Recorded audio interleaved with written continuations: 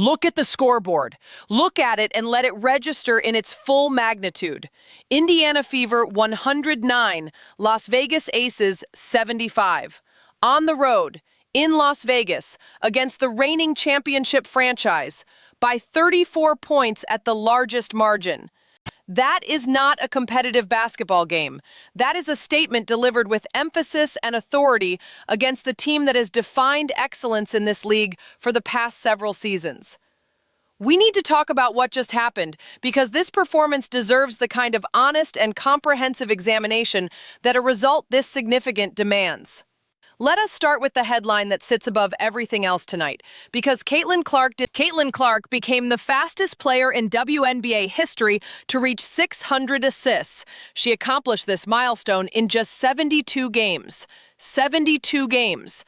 Let that wins and 4 losses, with their only loss coming against the LA Sparks in the game where Clark's return was managed in fragmented 2 to 3 minute windows that prevented any competitive rhythm from developing. Every other game on this road trip produced results that reflect a team capable of competing and winning at a high level when its roster is available and properly deployed. The Sparks' loss remains a legitimate source of frustration precisely because of how it was managed. But placing it in the context of the full road trip, and specifically next to a 34-point demolition of the Las Vegas Aces, it becomes clear that Indiana's ceiling when its best players are healthy and utilized correctly is significantly higher than the Sparks' result suggested. The question that follows naturally from this road trip is what Indiana looks like when Clark reaches full health and returns to unrestricted minutes. Tonight, she played 24 minutes and made history.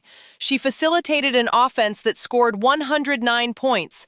She distributed 6 assists with the kind of quality and precision that her supporters have been waiting to see return. The three-point shot is flowing. The decision-making is sharp. The rhythm is coming back. What does Indiana look like at full Clark capacity, with Aaliyah Boston playing with the physical authority she showed tonight, with Sophie Cunningham shooting over 85% from 3 in a reserve role, with Kelsey Mitchell finding ways to both score and distribute, and with the defensive attention and turnovers managed at the level this game demonstrated? That version of Indiana is a genuinely dangerous postseason team, not a fringe contender, a legitimate threat to any opponent that has to prepare for the defensive complexity Clark's presence creates and the offensive firepower this roster produces when it functions collectively rather than through individual isolation sequences. The Becky Hammond coaching situation in Las Vegas is worth a brief acknowledgement from the opponent's side of this game, because 34 points is a margin that demands internal reflection from any coaching staff. The Aces without A'ja Wilson are a significantly diminished competitive force, and that context belongs in any honest assessment of tonight's result. But Indiana's performance was complete enough that the opponent's roster limitations alone do not explain the final margin. Indiana played extraordinarily well. That is the primary explanation for what the scoreboard showed. Caitlin Clark is making history while injured and on a minutes restriction. Sophie Cunningham is shooting percentages that should generate significant league-wide recognition.